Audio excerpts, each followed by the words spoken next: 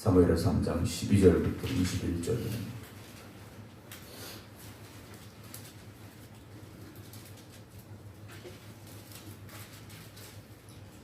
(12절부터 21절입니다) 아브넬이 자기를 대신하여 전령들을 다윗에게 보내어 이르되 이 땅이 누구의 것이니까? 또 이르되 당신은 나와 더불어 언약을 맺사이다.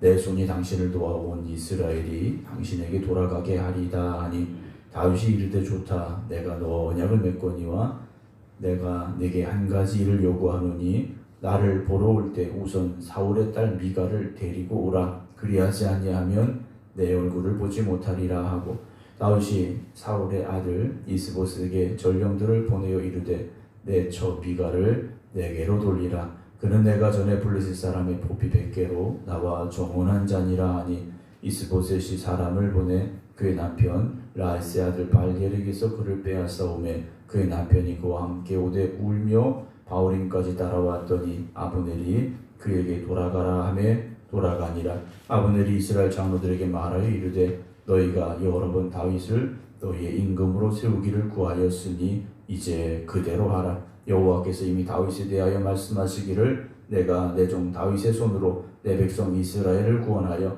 블레셋 사람의 손과 모든 대적의 손에서 벗어나게 하리라 하셨음이니라 하고 아브넬이 또 베냐민 사람의 귀에 말하고 아브넬이 이스라엘과 베냐민의 온 집이 선하게 여기는 모든 것을 다윗의 귀에 말하려고 헤브론으로 가니라. 아브넬이 부하 20명과 더불어 헤브론에 이르러 다윗에게 나아가니 다윗이 아브넬과 그와 함께한 사람을 위하여 잔치를 배설하니라. 아브넬이 다윗에게 말하되 내가 일어나 가서 온 이스라엘 무리를 내 주 왕의 앞에 모아 더불어 언약을 맺게 하고 마음에 원하시는 대로 모든 것을 다스리게 하리다 하니 이에 다윗이 아브넬을 보내매 그가 평안히 가니라. 아멘. 할렐루야. 좀 또 아침 날씨, 새벽 날씨가 좀 쌀쌀합니다. 새벽에 오실 때 따뜻하게 입고 오시고 또 건강에 유의하셔서 항상 하나님과 동행하는 은혜 가운데서 기쁨과 은혜의 삶 또 건강한 삶 살아가시기를 주님의 이름으로 축원합니다. 온라인으로 함께 예배드리고 계신 김주문 장로님, 박정순 권사님, 김성재 권사님, 박영묘 권사님, 안명기 권사님, 정원풍 권사님, 안금영 권사님, 마도식 권사님, 박성준 집사님, 조태경 권사님, 나화영 권사님, 정정희 집사님, 김효 권사님, 임승자 집사님 주님의 이름으로 축복합니다. 우리는 이스라엘의 역사를 이제 이스라엘 첫 번째 왕 사울 또 두 번째 왕 다윗 이렇게 간단하게 정리를 해서 기억을 합니다. 그리고 그것이 하나님이 세우신 왕의 순서가 맞고요. 그러나 우리가 성경을 이렇게 읽고 또 배우다 보면 그 사이에 또 하나님이 세우지 않았던 그런 사람들이 왕으로 되어 있음도 우리가 이제 보게 되는데요. 그 중에 이제 이스보셋이 사울의 죽음 이후에 아버지가 죽고 난 이후에 군대장관 아브넬을 통하여서 아버지 사울을 이어서 왕이 되었던 과정을 보게 되죠. 그러나 왕이었지만 하나님이 인정하시는 왕은 아니었다라는 거죠. 그러니까 우리가 살면서 내가 뭘 했다, 뭔가 이루었다, 이것으로 우리는 만족할 수 있지만 그것이 정말 하나님의 뜻인가, 하나님이 주신 것인가를 우리가 한번 생각해 볼 수 있어야 된다는 거죠. 사울왕이 죽고 난 이후에 나라가 갈려진 거죠. 나라가 나뉘어진 겁니다. 다윗과 또 이스보셋을 서로 왕으로 세우는 이 지파별로 나뉘어진 상황이 되게 되죠. 그러나 이제 결국 다시 하나의 나라가 되어지는 과정을 우리가 보게 되는데요. 하나님께서는 다윗에게 승리를 주셨고 또 사람들의 마음도 점점 다윗에게 기울어 가게 되고 이스보셋을 왕으로 세웠던 아브넬을 비롯한 또 다른 장로들까지도 하나님께서 다윗을 이제 이스라엘의 왕으로 세우셨구나 하는 것을 인정하게 됩니다. 사실 다윗의 입장에서 본다면 왕이 되어도 진작 왕이 되었어야 하는 게 맞죠. 사무엘 선지자를 통해서 기름 부음을 받았고 거의 20년이 넘는 세월을 지금 지나가고 있다는 겁니다. 양을 치는 목동에서 또 골리앗을 쓰러뜨린 아주 유명한 사람이 되어지고 그럼에도 불구하고 사울왕은 자기를 죽이려 하고 블레셋으로 도망가기도 하고 이런저런 풍파를 겪어간 다윗이었지 않습니까? 그럼에도 불구하고 하나님은 다윗을 아직도 만들어가고 계시다라는 거죠.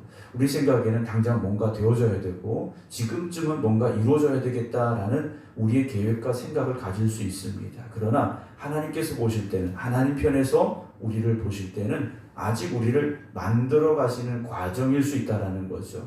욥의 고백을 우리는 기억합니다. 내가 가는 길을 나도 모른다라고 말합니다. 우리가 가는 길을 우리가 다 알 수 있는 게 아니죠. 우리가 어느 정도 계획은 하고 기대하고 생각할 수는 있지만 내가 기대하고 생각하고 준비하는 대로 되어지는 것이 아니라 하나님의 뜻 가운데서, 하나님의 인도하심 가운데서, 하나님의 섭리하심 가운데서 되어진다라는 것을 우리가 알고 믿고 고백하고 인내함으로 갈 수 있어야 됩니다. 그런 믿음을 가지고 나아갈 때 우리가 순금과 같은 믿음으로 거듭나고 변화되어 하나님 앞에 온전히 쓰임받는 축복의 자리에 설 수 있게 되기 때문이라는 것이죠.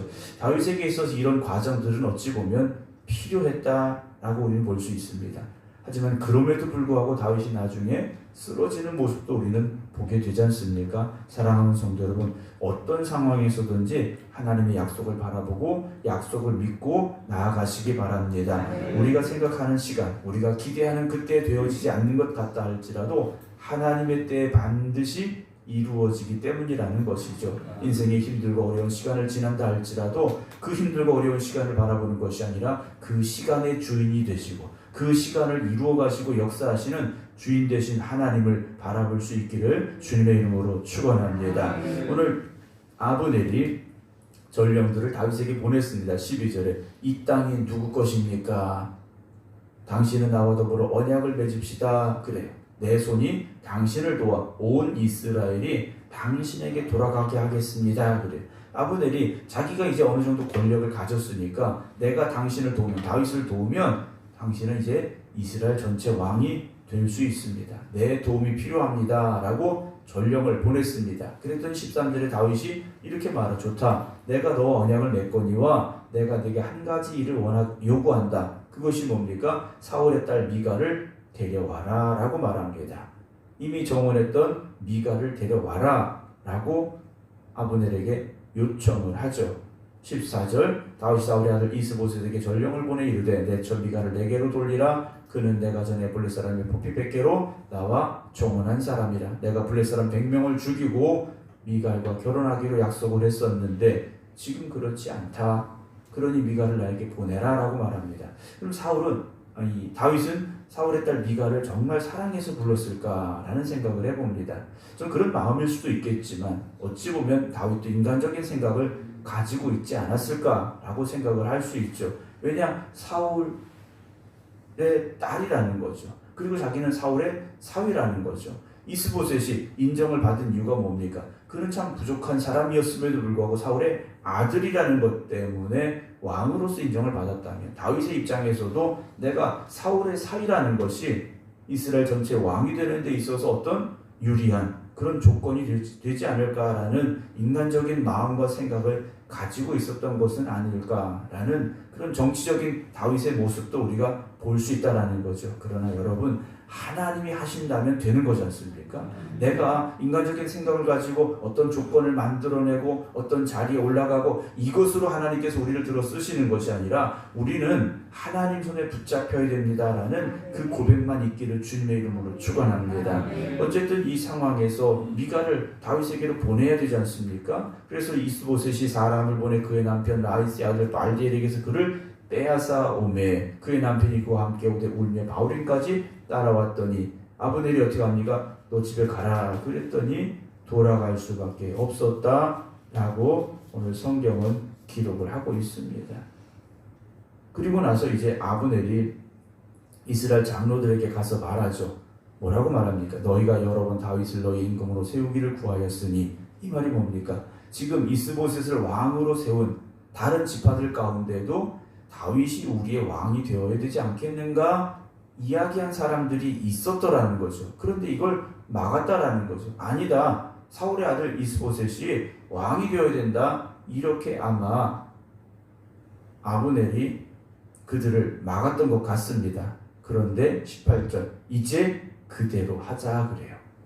너희들이 원하는 대로 하자. 왜 그런가? 여호와께서 이미 다윗에 대해 말씀하시기를 내가 내 종 다윗의 손으로 내 백성 이스라엘을 구원하여 블레 사람의 손과 모든 대적의 손에서 벗어나게 하리라 하셨음이니라.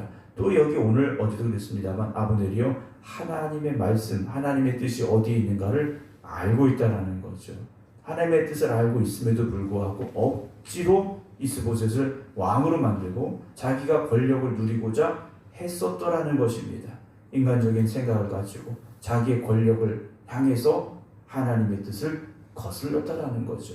자, 이런 상황에서 아브넬이 베냐민 사람들에게 가서 말하고 또 이스라엘과 베냐민 온 집이 선하에게는 모든 것을 다윗의 귀에 말하려고 자 기쁜 소식을 가지고 다윗에게 갑니다. 가는데 20절에 보게 되는 부하 20명과 함께 갑니다. 자기 부하 20명 데리고 헤브론에 가서 다윗 당신이 이제 이스라엘 왕이 되는데 아무런 문제가 없습니다. 좋은 소식을 가져. 다윗도 그 사람들을 위해서 잔치를 열어주는데 21절 아브넬이 다윗에게 말하되 내가 일어나 가서 온 이스라엘 무리를 내 주 왕의 앞에 모아 더불어 언약을 맺게 하고 마음에 원하시는 대로 모든 것을 다스리시게 하리다 라고 말을 하죠. 이제 당신은 우리가 흔히 말하는 대관식만 하면 됩니다. 그런 말이죠. 이스라엘 전체의 왕이 되는 그런 예식만 치르면 됩니다. 내가 다 해놨습니다. 이제 그 자리에 서기만 하면 됩니다. 라고 다윗에게 좋은 소식을 전했습니다. 그리고 다윗도 아브넬을 보내매 그가 평안히 갔다라고 되어 있어요. 그러나 그것이 아브넬의 마지막 뒷모습이었다라는 거죠.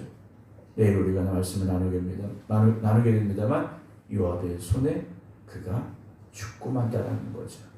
우리가 어떤 인간적인 방법을 가지고 만들어 가려 한다면 그것은 결국 인간적인 생각에 머무를 수밖에 없습니다. 다윗도 아브넬과 손을 잡는 것 이건 하나님이 기뻐하시는 게 아니라는 거죠. 어떤 왕이 되는 과정 중에 있어서 조금 빨라질 수 있습니다. 조금 다윗에게 편할 수 있습니다. 그러나 그것은 하나님이 기뻐하시는 일이 아니었을 것이라는 거죠. 왜냐? 하나님께서 모든 것을 바로 잡으십니다. 하나님께서 모든 것을 온전하게 하십니다. 하나님께서 모든 것을 다시금 세워 가신다라는 것을 우리가 알아야 됩니다. 잠깐 나에게 편리하고 유익하고 빨라지는 것 같다 할지라도 세상을 바라보고 세상의 손을 잡는 것은 하나님이 기뻐하시는 일이 아니라는 것을 우리가 기억하면서 하나님의 자녀답게 오늘도 이 하루를 살아가시기 바랍니다. 우리가 하나님 앞에 모든 것 맡기고 기도하면 하나님의 능력으로 하나님의 은혜로 모든 것을 이루어 가실 것입니다. 우리가 살면서 물론 우리 힘으로 되지 않는 상황들을 만날 수 있죠. 그래서 우리도 어떤 유혹을 받을 때가 있습니다. 누구 도움을 받으면 어떻게 하면 인간적인 계획과 방법이 우리가 생각을 할 수 있겠지만 정말 중요한 것 우리가 놓치지 말아야 될 건 하나님의 약속을 믿고 끝까지 기도하는 겁니다. 기도하셔서 하나님의 응답을 받는 저와 여러분들 되기를 주님의 이름으로 축원합니다. 기도하겠습니다. 우리가 살아가면서 인간적인 생각과 방법을 가지고 문제를 해결하려 할 때가 있습니다.